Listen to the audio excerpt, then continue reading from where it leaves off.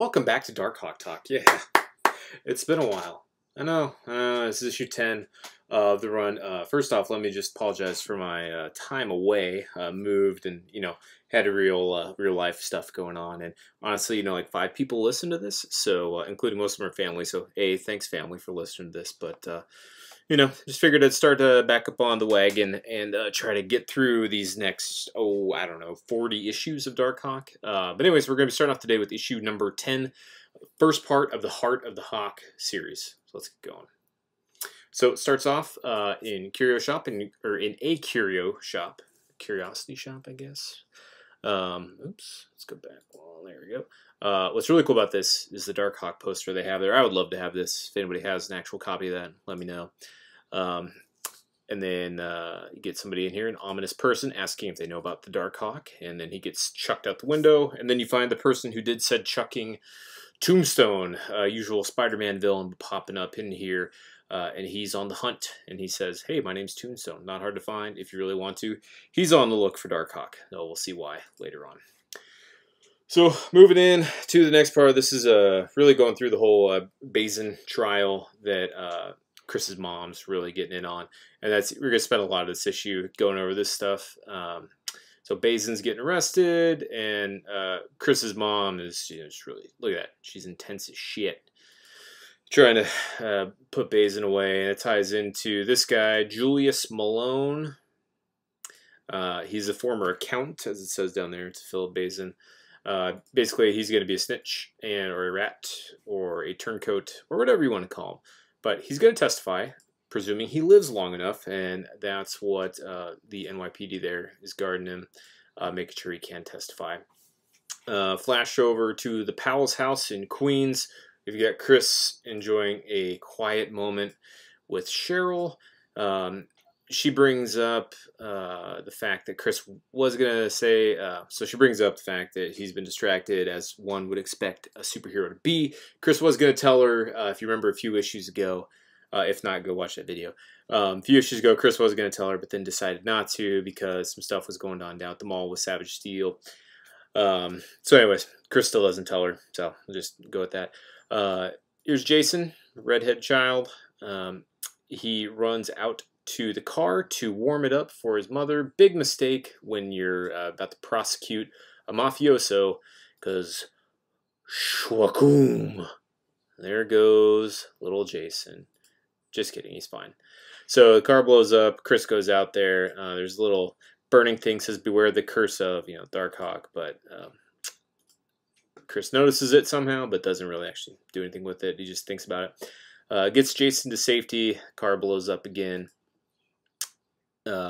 Chris, very limited thoughts here. Basin. So they're taking Jason to the hospital. He's in critical condition. He'll be in there for a little while, at least before the comic. Chris's mom, Grace, gets visited by her boss, and boss name's Abe, apparently. Didn't really know that. Cheryl's all pissed because Basin tried to kill her kid, so, she's extra dedicated to the case now. He's awake, he's fine, Chris is upset, but he's gonna go get some Darkhawk vengeance. So it turns into the Hawk, takes off, goes, flies himself out there. A friendly reminder, he can't really fly at this point. He has to use the grappling hook to get up into the air to glide, so that's why he's doing that. He sees a couple no good nicks robbing this guy, like a waiter or something, or a restaurant owner, I don't know. But he goes after him, busts out his shield to deflect the shots, just generally beats the crap out of some street level guys. It's funny as you watch later on, how overpowered the Darkhawk armor is. The fact that he spends the first half of the series just beating up street level guys is always entertaining to me. Anyways, so he beats the crap out of him, blocks him, and then ties him up in the steel mesh there. And then he hears over one, look at this, Charlie, we got nailed for a 2-bit heist while the big mouth gets offed and no one can stop it. So Chris naturally decides to interrogate it, and he figures out that Malone, the rat, is going to be offed, which, you probably could have seen coming. But anyways, this is how they're going to off the rat, as it were. You guys from the 1400 Club, organization formed by a man called the Foreigner, murdered Ned Leeds, the original Hobgoblin. That's a very kind of obscure. I don't really think the 1400 Club's even really being used anymore, but there they are. So it's pretty easy. They can just go in there and beat the crap out of all the regular cops. And so Darkhawk comes in and stops him. Homeboys run away. He's so scared, runs off. Darkhawk fights him.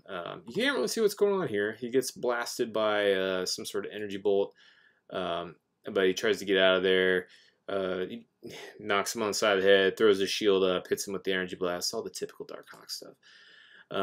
Gets hit with the electrified net, but he manages to wrap Homeboy here in the cable, running into the other guy, and he beat 4 guys in super armor, and as he says here, with no help from Spider-Man or Daredevil or anybody, he won. That's awesome. Good job, Chris.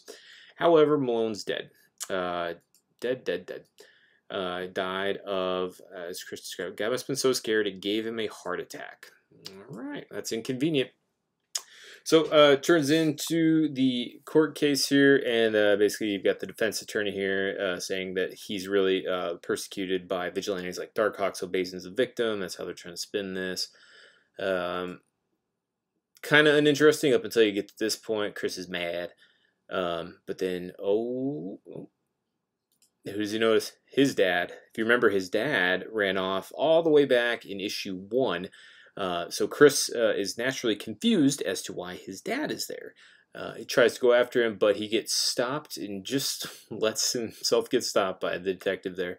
By Harry, stops him. So Chris's head is spinning and trying to figure out what's going on. Why did he see his dad? All stuff. So he does what he usually does when he needs answers. Turns into Darkhawk, flies off. And he goes back to the demolished amusement park across the street from their house. And there's St. Johnny getting beat up by, sure enough, Tombstone. Creepy looking guy. So this is setting up for the next issue, Tombstone versus Darkhawk. This actually turns out to be a pretty good fight, and they have a pretty good rivalry over the next few issues. But we'll pick up on that next issue. In the meantime, appreciate y'all coming back. Appreciate the chance to get to talk about Darkhawk some more. And if you want to, feel free to follow me on my Instagram, Paper Abyss Comics. Post stuff on there pretty much every day, just a general, like, new collections and all that stuff I pick up. But yeah, love to talk about Darkhawk in the comments if you guys want to go on there and do that. Otherwise, if not, have a good one, and we'll talk to you later.